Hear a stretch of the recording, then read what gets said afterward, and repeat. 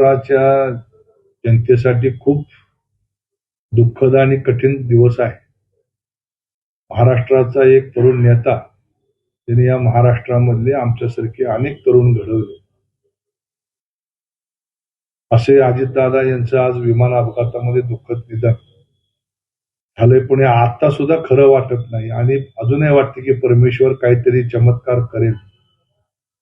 दुर्दैवानं ते घडणार नाही हे माहित आहे, पण तरी सुद्धा मन अजून स्वीकारायला तयार नाही.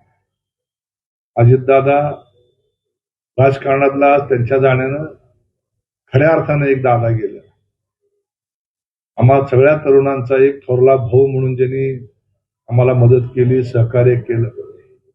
विशेष करून 1990-95 नंतरची जी पिढी त्या सोलापूर जिल्ह्यामध्ये काम करते, त्या सगळ्यांना सहकार क्षेत्र असेल, राजकीय असेल, या ठिकाणी कुठलाही पक्षीय अभिनिवेश न बाळगता दादानी मदत केली, सहकार्य केलं. निवडणुकीचं राजकारण सोडून विधायक राजकारण कसं करावं, सामाजिक चळवळी कशा कराव्या, हे अजितदादांनी आम्हाला शिकवलं. अजितदादांच्या जाण्यानं खूप मोठं नुकसान झालंय.